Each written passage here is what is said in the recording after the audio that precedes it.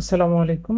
এই ভিডিওতে general settings থেকে জেনারেল সেটিংসের যে অপশনগুলো রয়েছে সেগুলো দেখাবো। শুরুতেই হচ্ছে ওয়েবসাইট নেম, আপনার নেমটা কি হবে, এই যে এখানে স্মার্ট লিঙ্ক যেটা আসছে। এরপরে হচ্ছে কাস্টমার আইডি অ্যাপেন্ড, এটা হচ্ছে এই যে এখানে আহ, যেইটা প্রথমে দিবেন। আমি যদি এই যে এসটিএল এইটা যদি দিই এবং হচ্ছে অল কাস্টমার, এই পেজটা ওপেন করলাম। এখানে হচ্ছে এই যে সিইউএস সামনে আসছে, তারপরে একটা আইডিয়া আসছে। যদি আমি এসটিএল দিয়ে হচ্ছে তারপরে কাস্টমার গুলো ক্রিয়েট করতাম তাহলে এখানে এসটিএল আসতো। এই সিস্টেমে হচ্ছে যে কাস্টমার আইডি অ্যাপেন্ট এটা কাজ করে। এরপর লোগো, ফেভ আইকন, এগুলো হচ্ছে যদি আমি এখন হটস্পট হচ্ছে লগ ইন পেজে যাই বা হচ্ছে পেজ, এখানে যে হচ্ছে লগো গুলো হচ্ছে শো করে, এই যে এখানে 18 নম্বর আইডি, এটা এই যে এখানে লোগো যেগুলো শো করে, এই যে এই লোগোটা শো করে। এরপর হচ্ছে ফ্যাব আইকন যেটা দেওয়া হবে এটা শো করবে। এবং হচ্ছে hotspot log in page banner, এইটা হচ্ছে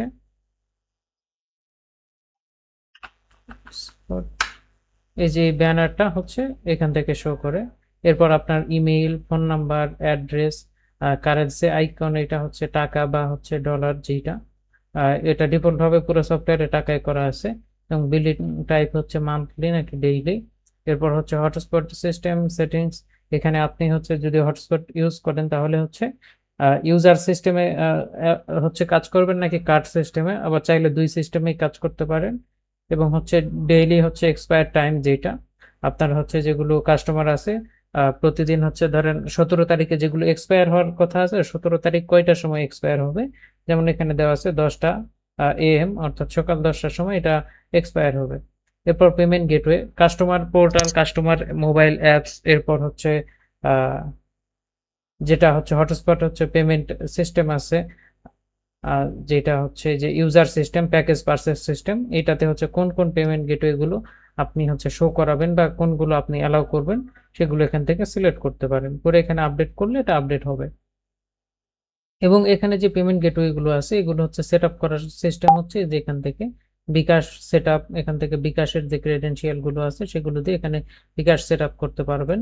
এরপরে হচ্ছে এসএসএল কমার্স সেট আপের এখানে এসএসএল কমার্স সেট আপ করতে পারবেন। পে স্টেশনের এখান থেকে পে স্টেশন, জেনেপে এখান থেকে জেনেপে হচ্ছে সেট আপ করতে পারবেন। এখান থেকে এপিআই কি এবং পাসওয়ার্ড দিয়ে এখান থেকে সেট আপ করে নিতে পারবেন। এখানে আপডেট করলে এটা আপডেট হয়ে যাবে।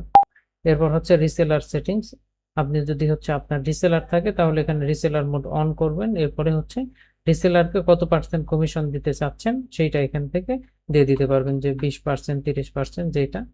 এরপর হচ্ছে পিপিপি হচ্ছে এরর পেজ, যেটা এইটা হচ্ছে এখান থেকে এরর পেজে কি মেসেজ থাকবে, আমি যদি এটা ডুপ্লিকেট করে এখানে আগের পেজে ব্যাক করে এই যে মেসেজটা কি থাকবে এখানে এটা এখানে লিখে দিতে পারেন। এবং কালারটা কি হবে, প্রাইমারি এবং সেকেন্ডারি কালার, এটা এখান থেকে ডাইনামিকলি আপনি চেঞ্জ করতে পারবেন।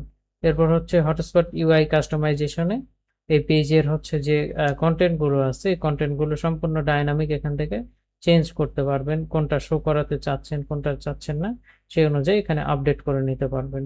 এটা ছিল সেটিংস থেকে জেনারেল সেটিংস এর যে কাজগুলো বা হচ্ছে যে কাস্টমাইজেশন গুলো আছে সেটা নিয়ে